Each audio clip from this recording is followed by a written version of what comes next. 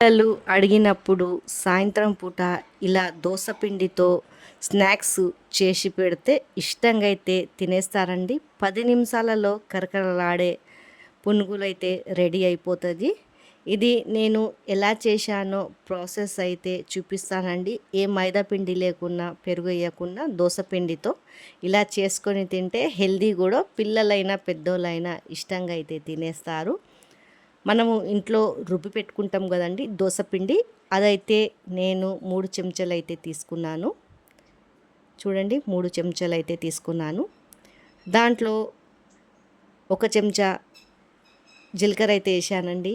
తర్వాత కొద్దిగా ఆనియన్ వేసాను, కొత్తిమీర తరిగింది వేసుకున్నాను, కొద్దిగా సాల్ట్ వేసుకున్నానండి మనకు టేస్ట్కి సరిపోయేంత. ఇదంతా మంచిగా బ్యాటరు కలుపుకోవాలా, ఇలా మొత్తం కలిసేలాగా. చూడండి ఇలా అంతా కలిపేసుకోవాలా, మొత్తం బాగా కలిసినట్టు. తర్వాత పక్కకు పెట్టుకొని ఒక ప్యాన్ అయితే పెట్టుకున్నానండి. దాంట్లో ఆయిల్ వేసుకున్నాను.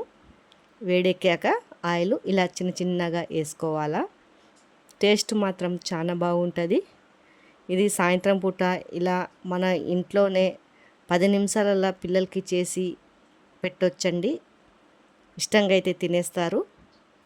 చూడండి ఇది 10 నిమిషాలలో కాలిపోతుంది. ఇది కొద్దిగా లో మంట మీదనే కాల్చాలా, బాగా మంట ఎక్కువ పెడితే మాడిపోతుంది.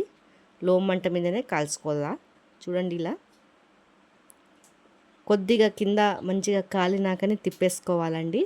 ఎందుకంటే దోస పిండి కదా, అంటుకుపోతుంది. ఇలా కింద కాలినాక తిప్పేసుకోవాలా. మొత్తము ఇలా తిప్పేసుకుంటే బ్రౌన్ కలర్లో వచ్చేసాక చూడండి ఈ కలర్లో వచ్చేస్తుంది. చిన్న చిన్నగా వేసినా కూడా ఇట్లా ఉబ్బుతుందండి.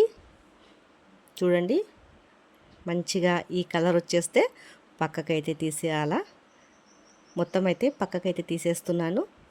మరొకసారి ఇలానే వేసి చూపిస్తున్నానండి. మరొక వాయ చిన్న చిన్నగా ఇలా వేసుకుంటే చూడండి, చిన్నగా వేసుకుంటే కూడా ఉబ్బిపోతుంది.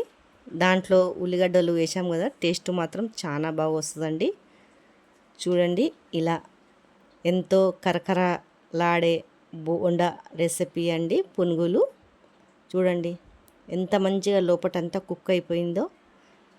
చూడండి టేస్టీ మాత్రం చాలా బాగుంటుంది. పైనుంచి మనం మసాలాలు ఆనియన్ వేసుకొని తింటే మీకు నచ్చినట్లయితే లైక్, సబ్స్క్రైబ్ చేసి షేర్ అయితే చేయండి.